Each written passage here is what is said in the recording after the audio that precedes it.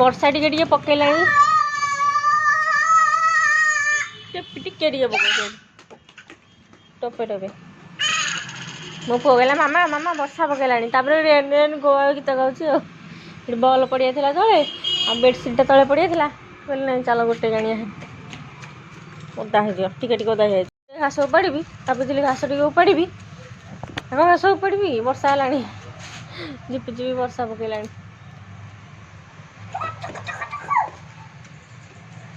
ଆଜି ଦିନ ଯାକ ଦିପହରେ ମେଘୁଆ କରିଥିଲା ମୁଁ ଭାବୁଥିଲି ବର୍ଷା ହବ ବୋଲି ବର୍ଷା ଆଜି ପକେଇଲାଣି। ଗଛରେ ଗୋଟେ ଗୁଆ ହେଇଛି ହେ ଗୁଆ ଗଛ ଏଇଟା ଏଇ ଗଛରେ ଗୁଆ ହେଇଛି। ଭାଙ୍ଗିଛି ଗୋଲାପ ଗଛଟା ଲଗେଇଛୁ ରେ ସେମିତି ନୁହଁ ଗୁଡ଼ ବଏ କହିବେନି। ହେଇ ଦେଖରେ ଗାଈ ଗୋଟେ ଯାଉଛି ଆମ୍ବ ଗୁଡ଼ାକ ବୋଧେ ପାଚିଲାଣି କି କଣ। ହଳଦିଆ ହଳଦିଆ ପଡ଼ିବୁ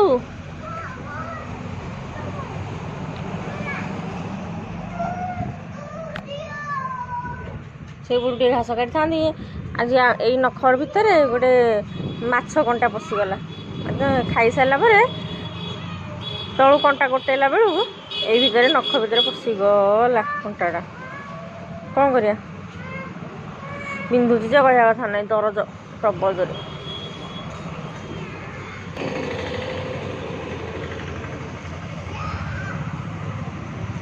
ଟୋପେ ଟୋପେ ବର୍ଷା ହେଉଛି ତ ବେଶୀ ଜୋର ନାହିଁ ଅଳ୍ପ ଟିକେ ଦେଖିବା ଘାସ କାଢ଼ି ଦେଇଥିବା ଆଉ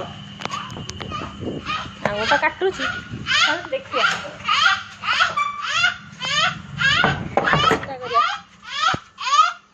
ଯଦି ବେଶୀ ଜୋର କାଟିବ କାଢ଼ିବିନି ଆଉ ଦିନେ ଦିନେ ଗଲା ପରେ। ଶିବା ସେ ଖେଳୁଛି ଦିଟା ଭଲ ଗୋଟେ ବଡ଼ଟେ ଗୋଟେ ଛୋଟଟେ।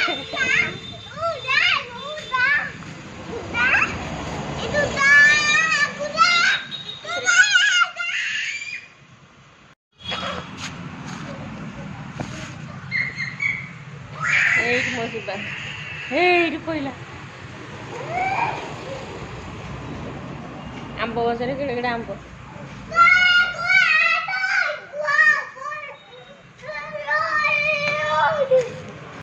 ମୁଁ ତ ଗୋଟିଏ ଚାଷୀ ଘରର ଝିଅ ତେଣୁ ଏସବୁ କାମ କରିବା ମୋ ପାଇଁ କିଛି ବଡ଼ କଥା ନୁହେଁ। ଆମ ଗାଁରେ କ'ଣ ଆମ ବିଲରେ କ'ଣ ଆମ ବାରିରେ ବି ଯାହା ବି ଘାସ ଅନାବନା ଘାସ ବାସ ଯାହା ବି ହେଇଥିବ ଆମେ ସବୁ ନିଜେ ସେଇଟା ଉପାଡ଼ି ଦେଉ କିମ୍ବା ମୁଁ ଉପାଡ଼ି ଦିଏ ମୋ ବାପା ଉପାଡ଼ି ଦିଅନ୍ତି ନହେଲେ ମୋ ବୋଉ ଉପାଡ଼ି ଦିଏ କିମ୍ବା ମୋ ଭାଇ ଭଉଣୀ ଆମେ ସମସ୍ତେ ଆମର ବିଲ କାମରୁ ଆରମ୍ଭ ହେଇଥାଏ। ଆମେ ବିଲକୁ ଯାଉ ମୁଁ ପିଲାବେଳେ ସବୁବେଳେ ଯାଏ ବିଲରେ କାମ ଦାମ କରେ ପାଠ ବି ତା ସହିତ ପଢ଼େ। ଆଉ ଆମର ବଳଦ ଗାଈ ଗୋରୁ ସବୁ ବି ରଖା ହେଇଥିଲା ତାର ବି ସେବା କରାହୁଏ କୁକୁଡ଼ା ବି ରଖା ହୁଏ। ଏବେ ତ ଆଉ କିଛି ରଖା ହେଉନି କିନ୍ତୁ ସେତେବେଳର ଘଟଣା ସେତେବେଳେ ରଖା ହେଉଥିଲା। ଏବେ 2 ବର୍ଷ ହେଲା ଆଉ ସେସବୁ ନାହିଁ। ସେତେବେଳେ ଆମେ ଏସବୁ କାମ କରିବା ପାଇଁ ବହୁତ ଆନନ୍ଦ ବି ଲାଗୁଥିଲା। ସେତେବେଳେ ସକାଳୁ ଉଠିଲେ ଟ୍ୟୁସନ୍କୁ ଯିବୁ ଟ୍ୟୁସନ୍ରୁ ଆସିଲେ ତାପରେ ମୁଁ ଟିକେ ବିଲ ଆଡ଼େ ପଳାଏ ସାଇକେଲ ନେଇକି ତାପରେ ବିଲରେ କ'ଣ ଟିକେ ସବୁ କ'ଣ କାମ କରିଥିବେ ମୁଁ ଟିକେ ଲାଗିଦେବି ଛୋଟଟା ହେଇଥାଏ ଯାହା ଯେତିକି ମାନେ ମଜାମସ୍ତିରେ ଯାହା ଯେତିକି କରେ ତାପରେ ପୁଣି ପଳେଇ ଆସେ ତାପରେ ସ୍କୁଲ ଯାଏ ଏମିତି ସବୁ ଦିନ ମୋର ବିତିଯାଏ। ତାପରେ ପୁଣି ଆଉଥରେ ସ୍କୁଲରୁ ଆସିଲେ ପୁଣି ଆଉଥରେ ଟିକେ ବାପା ବୋଉ କ'ଣ କରୁଛନ୍ତି ଭାତ ଟିକେ ନେଇକି ପଳାଏ ତାଙ୍କମାନଙ୍କ ପାଇଁ ବାପା ବୋଉଙ୍କ ପାଇଁ ଭାତ ନେଇକି ଯାଏ ହେରି ନହେଲେ ମୋ ଜେଜେବାପା ଥିବେ ଜେଜେବାପା ଆଖୁ ପେଳଉଥିବେ ତାଙ୍କ ପାଇଁ ମୁଁ ଭାତ ନେଇକି ଯାଏ। ସେଠି ମୁଁ ଗଲା ପରେ ମୋ ଜେଜେବାପା ମୋ ପାଇଁ ଆଖୁ ପଣା କରିଦେଇଥିବେ ମୁଁ ସେଇଟା ପିଇକି ଆସେ। ମାମା କହୁଛି ମାମା ପିଜୁଳି ତୋଳି ଦେବ ମୁଁ ଖାଇବି କହିକି କାନ୍ଦୁଛି। ଆଜି ଏତିକ ଘାସ ଉପାଡ଼ିଲି କଞ୍ଚା ଗୁଡ଼ାକ ସବୁ ଯେତିକ ଆଜି ଉପାଡ଼ିଛି। ଏଇଠୁ ଟିକେ ସଫା କରିଛି ଏଇଠୁ ଟିକେ ସଫା କଲି ଆଉ ସେଇ କ'ଣ ଟିକେ ଏରା ବହୁତ ଷ୍ଟ୍ରଙ୍ଗ ଯେ ହାତରେ ଉପୁଡ଼ୁନି ବିଲୁକୁ ବହୁତ ଷ୍ଟ୍ରଙ୍ଗ। ଏତିକି ଘାସ ଏଇଠି ଘାସ ପିଜୁଳି ପାଚିନି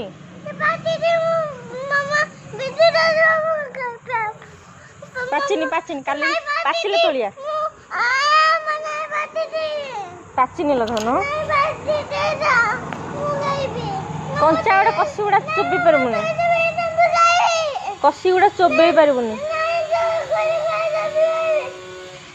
ଚାଲ ଯିବା ହେରି ଚା।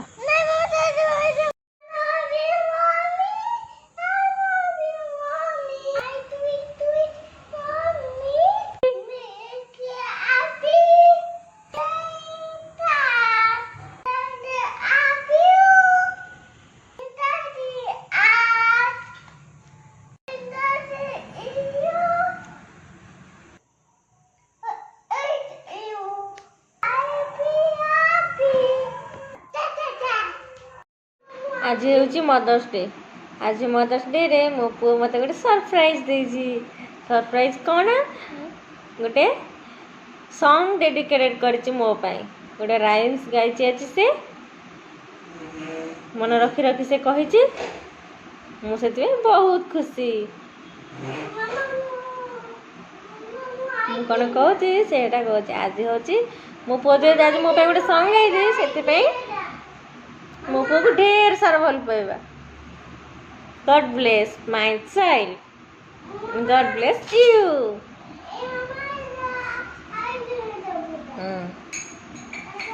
आज भाई ये ब्लॉग पुणी देखा नेक्स्ट ब्लॉग रे। Bye bye, take care, good night, जय जगन्नाथ। जय Jagannath. Thank you, Sivas, my sweet Sivas. Thank you.